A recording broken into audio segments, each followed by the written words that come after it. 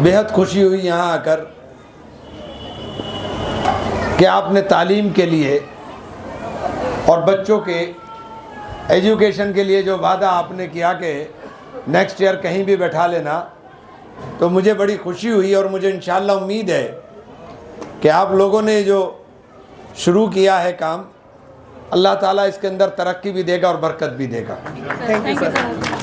देखिए, एजुकेशन के बिना, तालीम के बिना आप किसी भी चीज़ को हासिल, अपने मकाम को ज़िंदगी के अंदर नहीं कर सकते। और तालीम हासिल करना ये ख़ास तौर से इस्लाम का तो सबसे पहला फरीज़ा बताया गया कि आप तालीम हासिल करो, जितना ज़िंदगी भर हासिल करते रहो। आपको ताज्जुब होगा, मैं आज तक पढ़ता हूँ और बिना पढ़े लिखे कुछ हो ही नहीं सकता है। अब हम डिग्री के लिए नहीं पढ़ते, अपनी परफॉर्मेंस के लिए पढ़ते हैं। पढ़ना बहुत पड़ता है, बिना पढ़े आप कुछ नहीं कर सकते। और आप यहाँ से शुरुआत कर रहे हैं बच्चों के लिए। उम्मीद करता हूँ कि इंशाअल्लाह ये बरगद के पेड़ की तरह आपका इदारा तरक्की करने का काम करेगा। Thank you sir. और इसके निकले हुए बच्चे यहाँ से तमाम जगहों पर जा कर के नाम रोशन करने का काम करेंगे।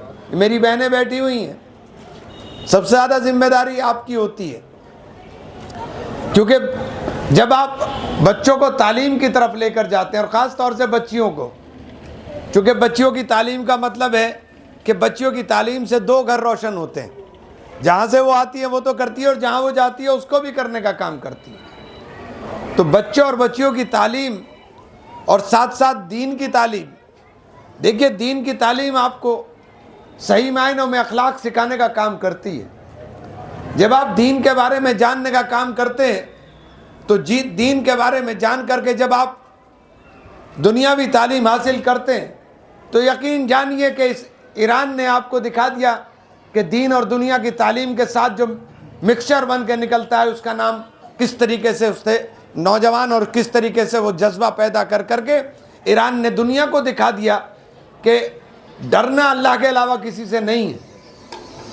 मौत अल्लाह के हाथ में, जिसकी जिस वक्त लिखी गई उस वक्त आएगी। बेखौफ होकर के, और मेरा आपने सुना भी होगा, मैंने पहले दिन कहा था कि यह जंग ईरान जीतेगा, क्योंकि जंग हथियारों से नहीं हौसलों से लड़ी जाती है। और उनका हौसला, उनकी हिम्मत, और उन्होंने जो टेक्नोलॉजी, वो टेक्नोलॉजी कहाँ से मुमकिन हुई? वो टेक्नोलॉजी मुमकिन हुई तालीम से। तमाम तर पाबंदियों के बावजूद उन्होंने तालीम हासिल की, और तालीम हासिल कर करके दुनिया की एक महाशक्ति के सामने टकरा गए। और आज आप देख लीजिए, जिसके सामने बोलने की ज़रूरत नहीं होती थी, वो उनके साथ टकराने की ज़रूरत कर गए और उनको नाको चने चपवाने का काम कर दिया। तो ये तालीम का ही नतीजा था कि उन्होंने अपने बच्चों को साइंस पढ़ाई। उन्होंने अपने बच्चों के अंदर ये जज्बा पैदा किया कि अपने मुल्क की हिफाजत के लिए हमें अगर ज़रूरत पड़ेगी तो जान देने का काम कर देंगे। और जब उनके मुल्क पर हमला हो रहा था, तो उन्होंने वहाँ के तमाम पुलों के ऊपर, तमाम अपने जो न्यूक्लियर एनर्जी सेंटर थे उनके ऊपर घेराव कर करके बैठ गए। और मौत के खौफ को नहीं, उन्होंने कहा कि मौत अल्लाह अगर अपने मुल्क की हिफाजत के लिए देगा तो हम ये शहादत कबूल करेंगे। तो ये हमें अपने मुल्क के लिए हमारे अंदर जज्बा होना चाहिए। हमें अपने मुल्क के अंदर लिए ये जज्बा पैदा करेगी तालीम, और तालीम भी दीनी तालीम, अपने मुल्क के लिए मरने का, अपने मुल्क के लिए कुछ करने का जज्बा आपके अंदर पैदा करने का काम करेगी। तो आप तालीम याफ्ता होंगे तो पूरे माशरे को आप बदल करके रख देंगे। और ये पूरा इलाका माशाअल्लाह ज़रखेज़ इलाका है, अल्हम्दुलिल्लाह पैसे से मजबूत लोग हैं। तो आप लोग अपने बच्चों की तालीम पर जितना खर्च हो सकता है उतना खर्च करने का काम करें। इन मोबाइल से बच्चों को ज़रूर बचाइए मत, निगाह रखिए, क्योंकि बचाएंगे तो आप टेक्नोलॉजी बच्चों को नहीं दे पाएंगे, लेकिन उन पर निगाह रखिए। बहुत सारे लोग बरगलाने का काम कर रहे हैं, और ये तमाम तर बच्चे फेसबुक के ऊपर किसी के साथ दोस्ती, और कहीं किसी के साथ कोई लिंक जुड़ गया और वो उसका लिंक किसी के साथ जुड़ गया, तो वो अपने मुल्क के साथ गद्दारी करने वाली पोजीशन के ऊपर आपको खड़ा कर देता है। ना चाहकर भी आप उस जगह खड़े हो जाते हो जहां आपको बेगुनाही साबित करने के लिए 20-20 साल लग जाते हैं। तो मैं ये बात इसलिए कह रहा हूं कि इसके ऊपर निगाह रखिए। जो देश विरोधी ताकतें हैं, जो हमारे मुल्क का अमन अमान खराब करना चाहती हैं, उन ताकतों के संपर्क में किसी भी सूरत में अपने बच्चों को आने ना दें। कि बच्चों की तालीम के साथ साथ बच्चों के ऊपर यह निगाह रखने की भी ज़रूरत है।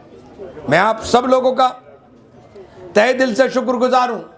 माफ़ी चाहता हूँ चूँकि मसरूफियात इतनी ज़्यादा रहती हैं कि टाइम पूरा निकल नहीं पाता। अभी यहीं से आज दिल्ली से आया तो अभी दिल्ली जाऊँगा, कल फिर वापस आऊँगा, तो हमारा सफ़र इतना ज़्यादा होता है कि उस अपने लिए तो टाइम होता ही नहीं। लेकिन आपको इंतज़ार करना पड़ा, इसके लिए माजरत चाहता हूँ। और मुझे बेहद खुशी हुई। चरथावल बहुत दिन के बाद आए, यकीन जानिए बहुत दिन के बाद आया हूँ, क्योंकि इधर का रूट ही नहीं रहा कोई जाने का। आप लोगों ने बुलाया तो मैंने कहा चलिए मैं आऊँगा ज़रूर इंशाअल्लाह। तो आप सब लोगों का बेहद मशकूर हूँ और उम्मीद करता हूँ कि आप लोग मेरे लिए भी दुआ करेंगे कि जिस हिम्मत के साथ, जिस हौसले के साथ हम मौजूदा हालात के अंदर लड़ने का काम कर रहे हैं। जब लोगों को बोलते हुए डर लगता है, अल्हम्दुलिल्लाह मैं ये बात कह सकता हूँ कि मुझे बोलते हुए डर नहीं लगता। मैं बेबाकी से सफाई के साथ अपनी बात को रखने का काम करता हूँ और डर सिर्फ रखता है अल्लाह से। और नीयत बिल्कुल साफ़ है।